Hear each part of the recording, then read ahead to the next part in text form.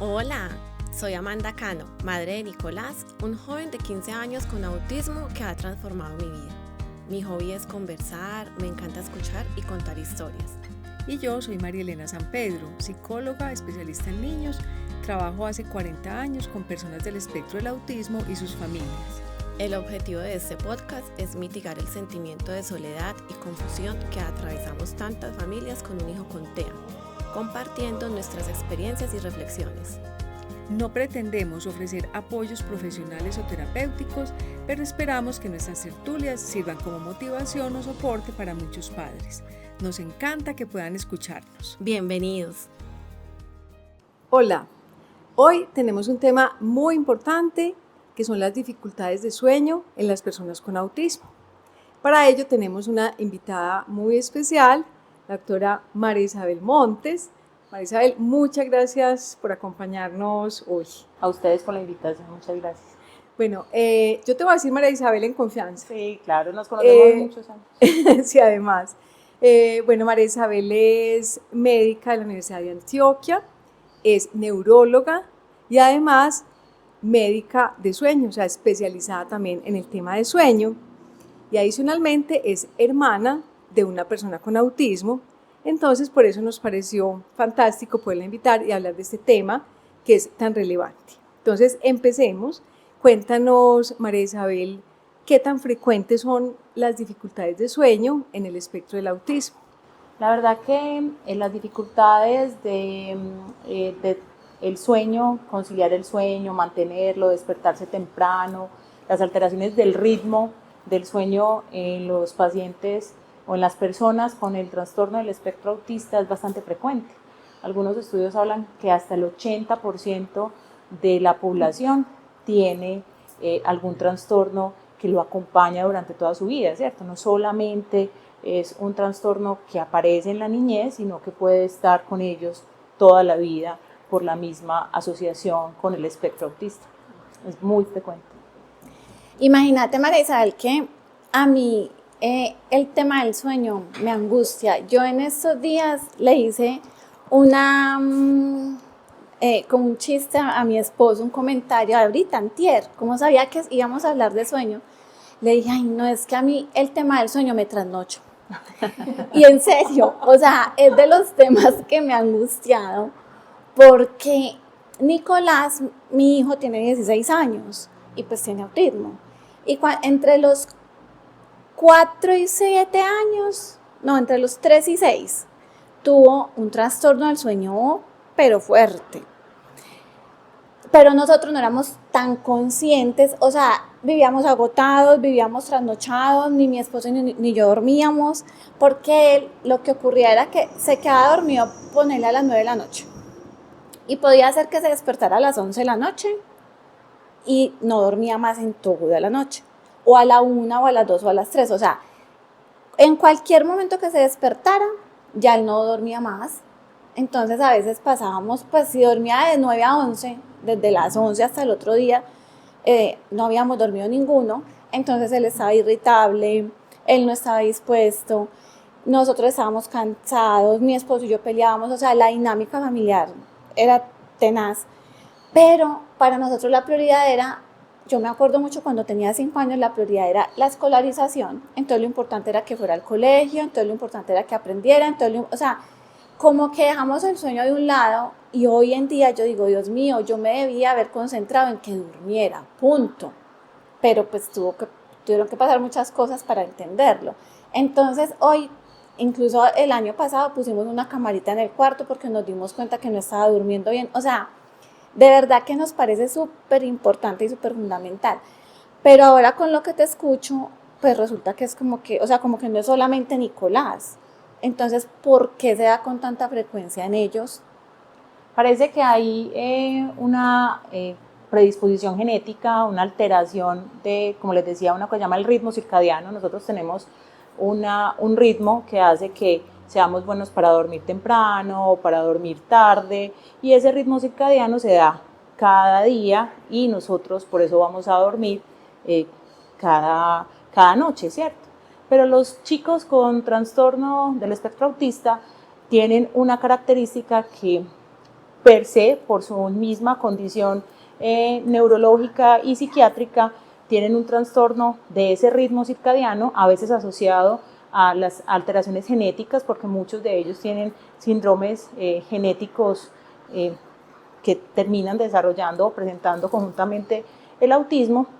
Y lo otro que tienen es que están hipersensibles a los estímulos, ¿cierto? Entonces los autistas son hipersensibles a los estímulos táctiles, a la luz, al sonido, y eso hace que también les afecte dramáticamente el sueño. Entonces, una de las cosas muy importantes en todas las personas, y no solamente en las personas con trastorno del espectro autista, es una muy buena higiene del sueño, horarios regulares, que pues por esta vida tan loca que tenemos ya se ha ido perdiendo. Entonces, es con los niños y con los adultos y los adolescentes que tienen autismo, no es tan fácil organizar el sueño si no tenemos unas buenas rutinas, si no identificamos qué los está hiperestimulando con ese trastorno de estimulación que ellos tienen. Entonces, si es que la cobija les incomoda, si es que hay mucho ruido, si hay mucha luz en la noche, eso también altera el patrón del ritmo circadiano y aumenta el riesgo de insomnio, de dificultades para mantener el sueño, y su mismo cerebro, por su misma alteración, entonces pasa eso, duermen 2 horas y ellos recuperan, siguen funcionando entre comillas, más irritables, un poquito más, pero nosotros, que somos los cuidadores, que estamos ahí, sus familias, pues nos impacta dramáticamente, ¿cierto? Claro. María, pues yo entiendo que entonces podemos hablar por un lado de unos asuntos inherentes pues como a su condición, pero al menos a mí me ha tocado ver que en muchos casos podemos identificar que hay falta de una buena higiene del sueño, que faltan hábitos de sueño, y en otros casos podemos hablar de un trastorno de sueño. Entonces, yo te iba a preguntar inicialmente, de pronto, pues obvio ahorita vamos a hablar de los trastornos, pero ¿qué podríamos hacer en general para fomentar buenos hábitos de sueño, lo que llamamos una buena higiene del sueño?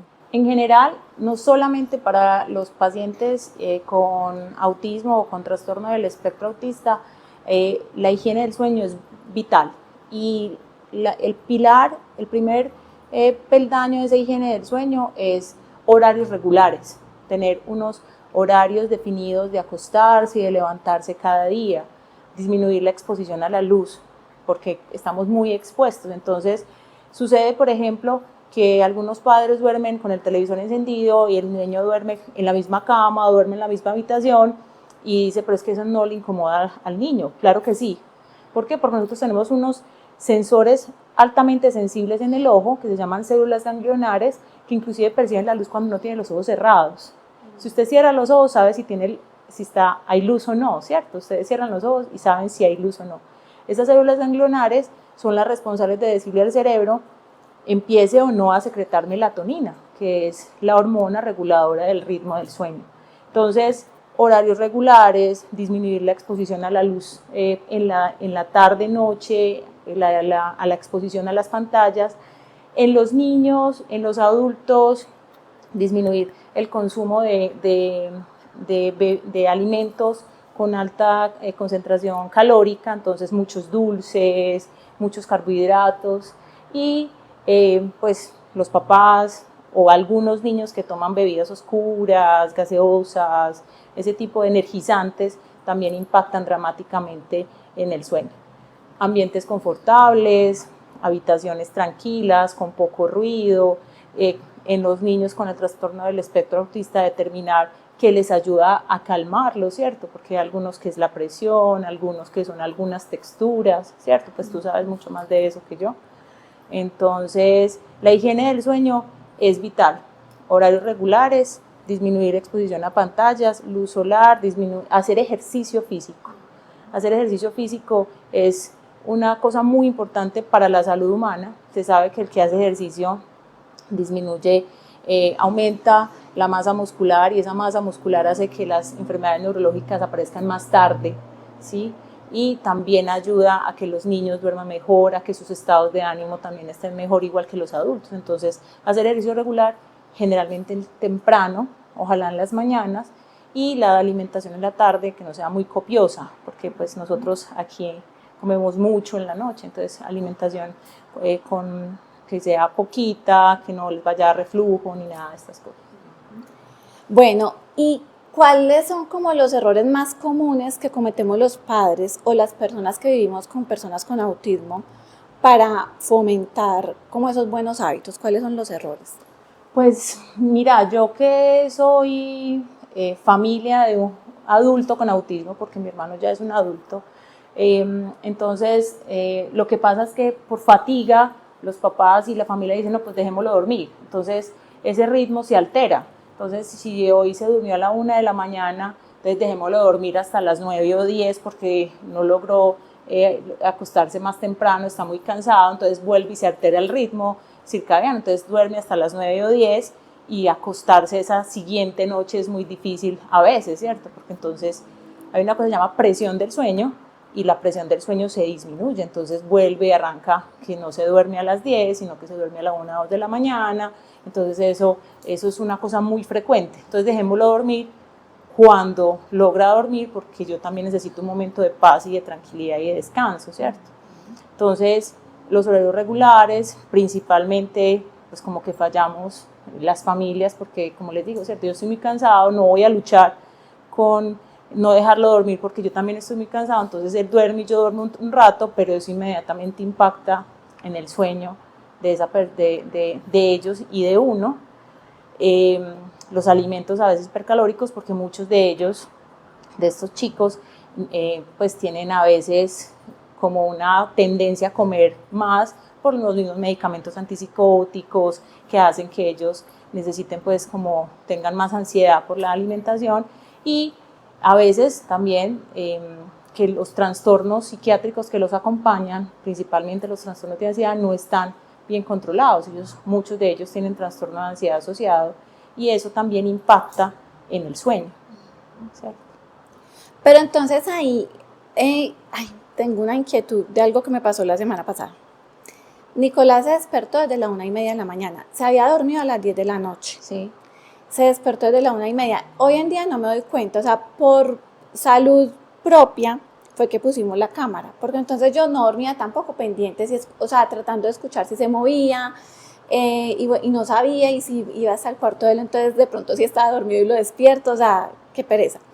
Entonces ya lo que hago es que cuando yo me despierto, miro el video de lo que ocurrió. Sí.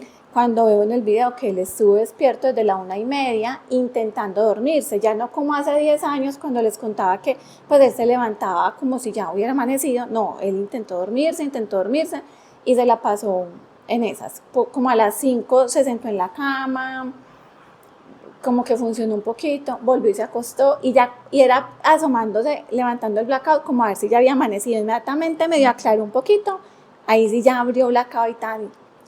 Él funcionó normal, o sea, yo incluso le avisé al profe como que estuviera pendiente y todo el día funcionó normal, estuvo tranquilo, estuvo contento, pero yo era como, ay no, debería hacer una siesta. Cuando llegó, que llega a las 5 a la casa, se le veía pues demacrado y yo le decía, hijo, hazte una siestica, duérmete, o sea que eso sería un error, o sea, él al fin no la hizo porque además es muy difícil, él no hace siesta, mejor dicho. Pero yo era como, ay, ojalá duerma un ratico para que reponga. Esa no sería entonces la manera correcta de reponer. Pues es que las siestas están indicadas cuando uno está durmiendo muy mal por alguna situación, generalmente duerme menos tiempo porque vive lejos del trabajo, porque se levanta muy temprano para ir al colegio y tiene que hacer una siesta para poder reponer por la tarde, ¿cierto? Pero en estos jóvenes que tienen su trastorno propio, que está muy asociado a su condición de autismo, pues probablemente hacer una siesta de 20 minutos es muy difícil. Entonces ellos van a hacer, si cuando hacen una siesta de 1 hora o de 2 horas, eso inmediatamente va a impactar en la noche siguiente. ¿Qué le pasó a Nicolás? Ajá. probablemente le pasó lo que le pasa a cualquier persona en el mundo normal, que le tiene una noche mala, ¿cierto? Eso no es de preocuparse. Todos tenemos una noche mala porque nos duele la pierna, porque estamos muy cansados y no logramos al final conciliar, porque ese día estamos muy cargados emocionalmente, porque estamos indispuestos y nos duele alguna parte del cuerpo. Entonces, tener una noche no buena o no dormir bien una sola noche ocasionalmente es normal. Eso es una cosa muy importante que la gente tiene que saber, porque ahorita hay una tendencia que tenemos que dormir bien toda la noche, que el bebé duerme toda la noche. Eso no es verdad, ¿cierto? O sea, yo soy neuróloga de adultos, pero los bebés no duermen toda la noche, ni todos dormimos todas las noches perfectamente, ¿cierto? Entonces eso es como, entonces hay que buscar la forma de que duerma, de que no se despierte. No, nos despertamos, nos movemos, nos cambiamos de posición, vamos al baño, hace parte, porque es que no, entramos en una inconsciencia reversible, eso es el sueño, ¿cierto? Entonces es muy importante como tener el sueño y disfrutarlo, porque cuando la persona empieza, ya me levanté, ya me desperté, claro, lo que ya hiciste es muy valioso porque pusiste la cámara por si le pasa algo, pero yo logro dormir, ¿cierto? Y además no están interviniendo para aumentar, digamos, esa conciencia, que Exacto. muchas veces los papás se levantan, ¿qué te pasa? ¿Qué quieres? Entonces hay más estimulación alrededor. Y ahí ya quedó despierto todo el mundo, ¿cierto? Porque no se puede dormir, entonces ya el chico empieza a angustiarse porque no se puede dormir, los papás también, y entonces queda despierto toda la familia. María Isabel, pensando en esto de los errores, antes de otra pregunta que ya te iba a hacer, pero mira, yo por ejemplo a los papás les recomiendo mucho que si el niño se les pasa, porque eso es muy común, sobre todo pues los niños pequeños, se despiertan, entonces se van para la cama de los papás, ¿cierto? Ajá. Y los papás muchas veces ni se dan cuenta siquiera a qué horas se les pasó y ellos, pues lo que decimos, por no pasar mala noche, entonces lo aceptan.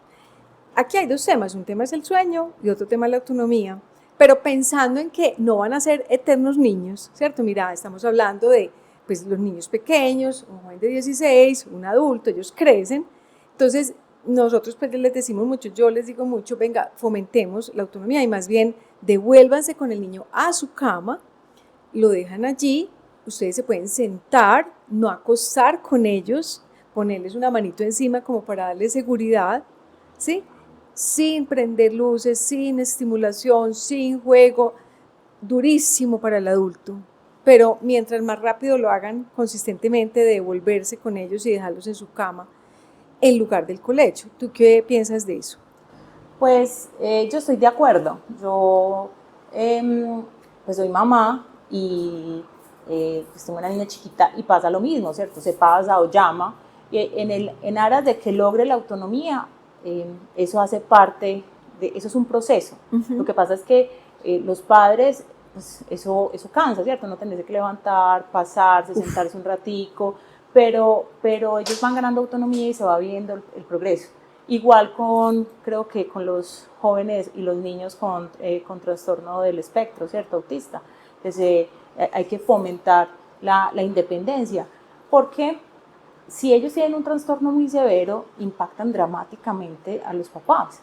Pues en mi familia, pues ha sucedido, Juan tiene un trastorno del sueño que ha ido mejorando con los años, pero no se ha podido regular, y eso impacta dramáticamente a mis papás, porque pues Juan se levanta, entonces hay que acompañarlo, entonces es una noche que ellos por su misma condición no están tan afectados, porque puede que necesiten una cantidad de horas de sueño menor, pero para nosotros claro, sí inmediatamente nos impacta en el día. Claro. Bueno, entonces, ¿cuál es esa línea como que divide eso que llamamos hábitos de sueño y ya trastorno de sueño? O sea, pueden haber niños pequeños que todavía no han instaurado bien esos hábitos de sueño o esa higiene del sueño, pero ¿cuándo ya podemos decir, sí, esto es un trastorno de sueño? Yo creo que hablamos de un trastorno del sueño cuando impacta el día, inclusive así se define. Hablamos de trastorno del sueño o trastorno de insomnio en cualquier condición, en cualquier momento de la vida, cuando hay un impacto en el día a día. Entonces, el niño está irritable, hay quejas en el colegio, por ejemplo, en los más chiquitos, inclusive en los adolescentes. los adolescentes se sabe que tienen que dormir más porque entonces si no se ponen, tienen más trastornos anímicos, más ansiedad, más depresión. Entonces, cuando vemos que algo está fallando, probablemente necesitamos acompañamiento. Acompañamiento no quiere decir medicamentos. Muchas veces los papás consideran, o las familias, que están haciendo las cosas bien, pero cuando llegan a consulta uno dice, venga, hagamos como un checklist y empiezan a aparecer el televisor prendido en la noche, las ventanas abiertas sin blackout, la comida copiosa por la noche, pues muchas cosas, el ronquido del familiar que duerme en la habitación del lado que los despierta, pues muchas cosas que se pueden mejorar en la higiene del sueño. Discúlpame, en estos días pues que supe de una situación, el perro encima brincando, El perro, el gato, la los luz tres de colores, perritos, exacto, la pantalla encendida. así es. Bueno, y entonces uno cómo sabe cuándo consultar, porque te digo, con lo de la semana pasada ya iba a consultar. Entonces, ¿cuándo deberíamos llegar al psiquiatra? Pues, ¿cuándo debería consultar el psiquiatra o el neurólogo ya por trastorno de sueño? Yo considero y se considera que cuando es una condición, es frecuente, ¿cierto? O sea, es una situación que no es esporádica. Lo que le pasó a Nicolás, él viene durmiendo bien y fue una sola noche que se despertó. Pero si vuelve a aparecer de manera repetitiva, generalmente nosotros hablamos de mínimo 3 veces a la semana, por mínimo 3 meses, uno empieza a decir, pues algo está pasando. Y más considerando que todos los pacientes o los chicos y las chicas con trastorno del espectro autista pues tienen mucha alteración del sueño. Entonces, como es tan frecuente, pues si usted tiene dudas es mejor consultar. No quiere decir que lo vayan a medicar, pero sí quiere decir que le pueden por lo menos dar unas pautas muy claras de qué está pasando, por ejemplo, en la noche, en las rutinas, en el día, para que el niño, el adolescente, el adulto, le mejore el patrón de sueño. Pero ahí, por ejemplo, en el caso de Nicolás, hace 10 años lo medicaron y fue Sí. lo único, o sea, después de lo de la higiene de sueño y una cantidad de ensayos, lo medicaron y gracias a esa medicación, que de hecho lo menciono mucho en el episodio de la medicación, porque no queríamos y al fin fue lo que le sirvió. Entonces, hoy en día continúa con la medicación y además toma melatonina, por ejemplo. Sí. Entonces, hay esos apoyos, o sea, no son la primera opción, pero sí es bueno, sí sería una buena opción el tema farmacológico. El tema farmacológico, o sea, la indicación siempre es que sea hecha por un especialista. Por ahí debemos de empezar, ¿cierto? Porque hay mucha automedicación y más en el sueño, no solamente en los pacientes con autismo, sino en todo el mundo. Entonces todo el mundo arranca a automedicarse y a tomarse todo lo que le dijo a alguien que se tomara, ¿cierto? Entonces, como les digo, si uno lee las guías, lo primero antes de medicar a un paciente es la higiene del sueño, una cosa que se llama la terapia cognitivo-conductual, que en las personas que tienen trastorno del espectro autista que se puede hacer, pues que son pues que tienen mayor funcionamiento, o las personas normales, es disminuir la angustia con el sueño, aprender a hacer técnicas de relajación, hacer mindfulness, que es tener una actitud consciente con cada cosa, hacer yoga, ejercicio, muchas cosas que hacen que el sueño pueda mejorar sin tener que llegar a medicar. Claro, llega un momento en que uno dice, tenemos todo esto organizado, pero este paciente todavía no mejora o le falta por mejorar, necesitamos los medicamentos. Los medicamentos no hay que satanizarlos, hay que usarlos. Muchos de los pacientes con trastorno del espectro autista necesitan medicamentos por muchas condiciones de su condición, pero debe de ser indicado por un especialista, sea el neurólogo infantil, el psiquiatra de adultos, el especialista en medicina del sueño, pero no se deben de automedicar, porque entonces está la tendencia de que la melatonina, como es naturista, entonces compremos melatonina y le damos melatonina a todo el mundo, ¿cierto? Y no es así, pues se han visto casos de intoxicación en Estados Unidos en muchos niños. Intoxicación. Con la melatonina. Con melatonina, claro, porque los papás arrancan a darle melatonina a los niños y como entonces con una gomita no, entonces con 2, con 3, con 4. Entonces han habido casos de reacciones alérgicas, de somnolencia, de cefalea, vómito, muchas cosas que los niños han llegado intoxicados a los servicios de urgencias. Entonces, la melatonina puede dar efectos secundarios, dolor de cabeza, algunos lo han asociado con un poquito de retraso en el adelanto en el desarrollo de la pubertad. Entonces, no es un medicamento que se pueda usar a la ligera. Inclusive, ahorita, el año pasado salió un consenso de uso de melatonina en niños y adolescentes con autismo, y dicen que el uso de la melatonina debe de ser guiado pues, por un especialista y debe de vigilarse más o menos cada 3 meses a ver cómo va el paciente y definir si se va a continuar. Además, me imagino que también es como dar un tiempo de espera, ¿sí? O sea, yo sé que uno quisiera, claro, y en el cansancio de los dos, pues de ver al niño irritable, de uno bien cansado, pues uno quisiera que fuera el otro día, pero me imagino que como en muchos asuntos farmacológicos haya que dar como un compás de espera para poder evaluar, entonces no tomar como decisiones abruptas, entonces hoy no durmió, entonces mañana le doy el doble o le complemento con la otra o le hago el bebedizo, ¿cierto? Así es, sí, uno debe de esperar un tiempo prudente y dependiendo de lo que decía el especialista que esté al frente, definir si va a ajustar la dosis, porque entonces hay dosis un poco más bajitas, un poco más altas. Definitiva, por ejemplo, en los niños menores de 2 años se sabe que la melatonina pues no tiene estudios y solamente puede tener una indicación si el especialista se lo manda, bajo pues una observación muy clara del especialista. Entonces la invitación es a que no se automediquen, a que consulten, porque pues también se puede intoxicar pues el paciente. Okay. O sea que en niños pequeños estaríamos pensando en casi que maximizar todo ese tema de la higiene del sueño. Así es. Ahorita cuando hablabas de lo de la intervención cognitivo-conductual, me estaba acordando de varias cosas.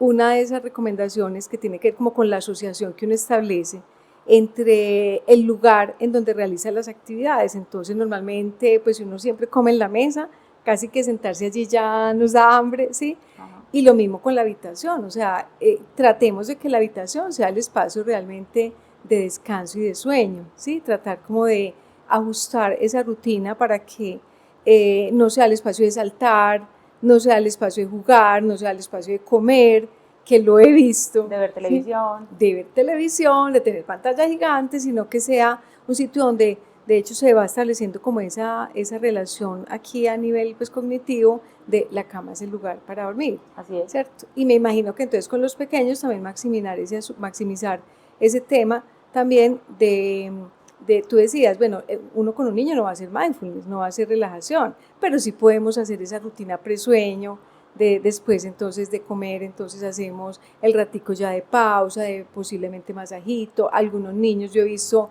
que el baño los relaja, a otros los activa, entonces hay que saber identificar a quién el bañito le podría convenir. Hay un masajito con un aroma rico, entonces es como ir también como maximizando todas esas cosas para, pues digamos que sobre todo en menores de 5 años, según te entiendo, tratar de postergar hasta donde podamos el manejo farmacológico. Definitivamente en todos, no solamente en los niños pequeños, ¿cierto? O sea, yo soy neuróloga de adultos y lo primero que trabajamos con los pacientes es eso, maximizar, que el paciente entienda la importancia de que la habitación es un lugar para descansar, que no es para comer, no es para ver televisión, no es para recibir visitas, no es para hablar por teléfono, y hacer todas las cosas que estén no farmacológicas a favor del sueño.